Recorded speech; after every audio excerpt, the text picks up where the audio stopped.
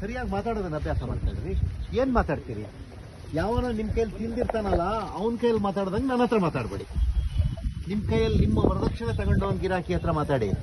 ನಾನು ಯಾವತ್ತೂ ವರದಕ್ಷಿಣೆ ಗಿರಾಕಿ ಅಲ್ಲ, ಹಂಗಾಗಿ ನನ್ನ ನಾಲ್ಗೆ ಹಿಂಗೆ ಇರುತ್ತೆ. ಅಲ್ರಿ, ಅದು ಈಗ ಆನ್ಗೋಯಿಂಗ್ ವರ್ಕ್ ಸರ್ ಅಂತ ಹೇಳ್ತೀರಿ. ಆನ್ಗೋಯಿಂಗ್ ವರ್ಕ್ ಕ್ರ್ಯಾಕ್ ಬಂದಿದೆ ಅಂತ ಹೇಳಿದ್ರೆ ನಿಮ್ ಕಾನೂನು ಏನು? ನಿಮ್ ಕಾನೂನು ಏನ್ ಹೇಳುತ್ತೆ? ಇದ್ರ ಗ್ಯಾರಂಟಿ ಏನು? ವರ್ಕ್ ಕಂಪ್ಲೀಷನ್ನೇ ಆಗಿಲ್ಲ ಅಂತ ನೀವ್ ಹೇಳ್ತಾ ಇದ್ದೀರಿ. ಆನ್ಗೋಯಿಂಗ್ ಅಂದ್ರೆ ಕಂಪ್ಲೀಷನ್ ಆಗದೆ ಇರೋ ವರ್ಕ್ ಕ್ರ್ಯಾಕ್ ಬಂದಿದೆ ಅಂದ್ರೆ, ಕಂಪ್ಲೀಷನ್ ಆಗದೆ ಇರೋ ವರ್ಕ್ ಕ್ರ್ಯಾಕ್ ಬಂದಿದೆ ಅಂದ್ರೆ ನೀವೇನ್ ಮಾಡ್ಬೇಕು? ಫಸ್ಟ್ ಕಾಂಟ್ರಾಕ್ಟರ್ನ ಬ್ಲಾಕ್ ಲಿಸ್ಟ್ ಅಲ್ಲಿ ಇಡಬೇಕು.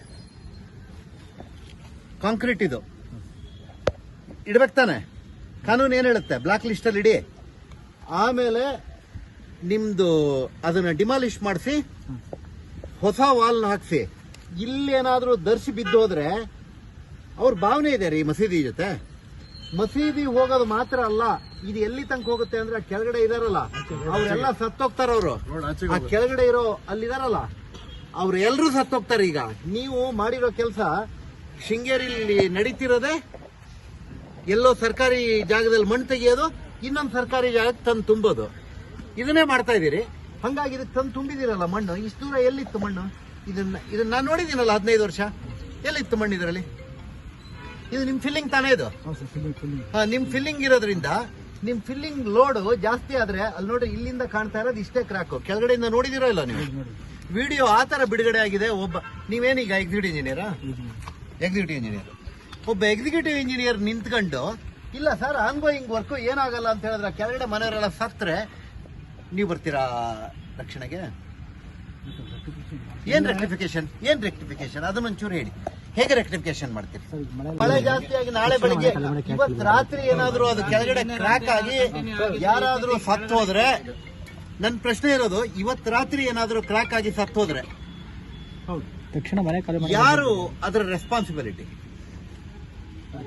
ಅದು ವಯಸ್ಸಾದವ್ರು ಸಾಯ್ತಾರೋ, ಹುಡುಗರು ಸಾಯ್ತಾರೋ, ಬೇರೆ ಯಾರೋ ಸಾಯ್ತಾರ, ಇಲ್ಲ ನೀವೇ ಸಾಯ್ತಿರೋ ಕೆಳಗಡೆ ನೋಡ್ತಾ ನಿಂತ್ಕೊಂಡ್ರೆ? ಏನಾಯ್ತು? ಎಷ್ಟು ಕಾಮಗಾರಿಗಳು ಈ ತರದವನ್ನ ಅನಾಹುತ ಆಗಿರೋದನ್ನ ನೋಡಿದೀವಿ. ಹೈಟ್ ಎಷ್ಟಿದೆ ಇದು? 13.5 ಅಲ್ಲ, 14.5 ಮೀಟರ್. ಎಡಬಲಿ ನೀವು ವರ್ಕ್ ಇನ್ಸ್ಪೆಕ್ಟ್ ಮಾಡ್ಬೇಕಾದವ್ರು ಯಾರು? ನಿನ್ನೆ ಫೋನ್ ಮಾಡಿ ಹೇಳಿದ್ರೆ ಏರ್ ಕ್ರ್ಯಾಕ್ ಬಂದಿದ್ದೀರಿ, ಆತರ ಏನೂ ಆಗಲ್ಲ, 25 ವರ್ಷ ಸಾಯೋರು ಯಾರ್ರಿ? ಬೇರೆ ಯಾವನು ಅಲ್ಲೇನ್ರಿ? ಇವರೆಲ್ಲ ಮನೇಲಿ ಇರ್ತಾರಲ್ಲ, ಎಲ್ಲ ತಿಂದು ಬಿಟ್ಟಿದ್ದೀರಿ, ಸರಿ ಮಾಡಿ ತಿನ್ಕೊಂಡಿದ್ದೀರಿ. ಮಳೆ ಬಂದಿದ್ರೆ ಈಗ ಹೆಂಗಾಗಿದೆ ಅಂತ ಹೇಳಿದ್ರೆ ಮಳೆ 15 ವರ್ಷ ಇದು ಸಾಹೇಬ್ರೆ, ಪಬ್ಲಿಕ್ ಮಾತಾಡಿದ್ರೆ ಭಯ, ಒಂಥರ ಭಯ ಏನ್ ಭಯ ಪಡಕ್ಕೆ ಏನಿದೆ? ಇಲ್ಲಿ ಹೇಗಿದೆ ಇದು ಹೆಂಗಿದೆ ಗೊತ್ತಾ? ಕೇಳಂಗಿಲ್ಲ. ಇದು ಇಬ್ರು ಕಾಂಟ್ರಾಕ್ಟರ್ಗಳು, ಇದು ತಹಶೀಲ್ದಾರ್ ವರ್ಕ್ ತಾನೇ ಇದು? ತಹಶೀಲ್ದಾರ್ ಇದಾರ ಇಲ್ಲ? ಎಲ್ಲಿದ್ದಾರೆ ತಹಶೀಲ್ದಾರ್? ಅಷ್ಟು ಮಣ್ಣು ತುಂಬುವಾಗ ತಹಶೀಲ್ದಾರ್ ನೀವೀಗ ವರ್ಕ್ ಯಾರು ನೋಡ್ಬೇಕಪ್ಪ? ಅಂದ್ರೆ ನಿಮ್ ಲೆಕ್ಕಾಚಾರದಲ್ಲಿ ನಾನು ಮೇಲ್ ತನಕ ದುಡ್ಡು ಕೊಟ್ಕೊಂಡಿದ್ದೀನಿ, ಪರ್ಸೆಂಟೇಜ್ ತೆಗೆದು ಕೊಡ್ತಾ ಇದ್ದೀನಿ. ಇದು ಯಾರು ಸತ್ರು ಪರವಾಗಿಲ್ಲ ಅನ್ನೋ ತೀರ್ಮಾನಕ್ಕೆ ಬಂದಿದ್ದೀರಾ? ಈಗ ನೀವು ಇದೀರಲ್ಲ, ಶಾಸಕರ ಮನೆ ಬಾಗಿಲಲ್ಲಿ ಮಾಡಿದೀರಲ್ಲ, ಆಗಿದೆಯೋ ಇಲ್ಲೋ? ಯಾರು ಮಾಡಿದ್ರು ಕೆಲಸ? ಅವ್ರದ್ದು ಹೊಸ ತೋಟ ತಗೊಂಡಲ್ಲಿಗೆ ವಾಲ್ ಆಗಿದೆಯಲ್ಲ, ಅದು ಹಿಂಗೆ ಕಳಪೆ ಇದೆಯಾ? ಈ ದುಡ್ಡನ್ನು ತಗೊಂಡೋಗಿ ಅಲ್ಲಿ ಹಾಕಿದ್ರು ಇಲ್ಲ ಏನು? ಅದ್ರದ್ದೇನು ಹೇಳಿ? ಈಗೊಂದು ಹೊಸ ವಾಲ್ ಆಗಿದೆ, ಎಲ್ಲಿ? ಶಾಸಕರು ಮನೆ ಬಾಗಿಲಲ್ಲಿ ಹೊಸ ಬ್ರಿಡ್ಜು, ಹೊಸ ವಾಲ್, ಸರ್ಕಾರದ ದುಡ್ಡೋ ಇದು ಗೊತ್ತಿಲ್ಲ.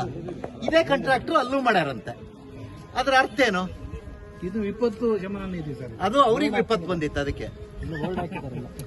ಇದು ಸರಿಯಾದ ಕ್ರಮ ಅಲ್ಲ.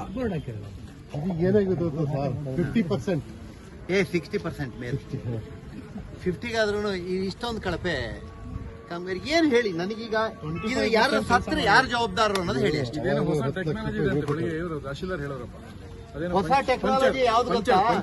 ಅದು ಪಂಚರ್ ಟೆಕ್ನಾಲಜಿ. ಅಂದ್ರೆ ಯಾರ್ಯಾರು ತಿಂದಿದಾರಲ್ಲ ಅವರೆಲ್ಲರೂ ಅವರಿಗೆ ರಕ್ಷಣೆ ಬಂದು ಅದಕ್ಕೆ ಪಂಚರ್ ಹಾಕಿದ್ರೆ ಪ್ರಯೋಜನ ಇಲ್ಲ. ಅವರನ್ನು ಕರ್ತಿ ತಹಶೀಲ್ದಾರ್ ಎದುರುಗಡೆ ಅಲ್ಲ. ನಂಗೆ ಅರ್ಥ ಆಗುತ್ತೆ ರೀ. ವಿ ಪೋಲ್ ನೋಡಿ, ವಿ ಪೋಲ್ ವಿಷಯ ಬಿಡಿ. ಈ ಕ್ರ್ಯಾಕ್ ಬಗ್ಗೆ ಏನ್ ಹೇಳ್ತೀರಿ?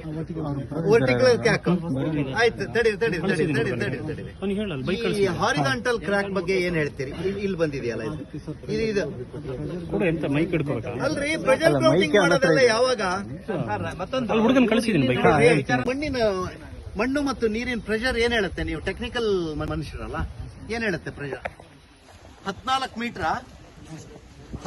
ಮೀಟರ್ ಹೈಟ್ ಅನ್ನ ಆಯ್ತು, 13.5 ಇಟ್ಕೊಳ್ಳಿ. 13.5 ಮೀಟರ್ನ ಪ್ರೆಷರ್ ತಡ್ಕಣತ್ತ?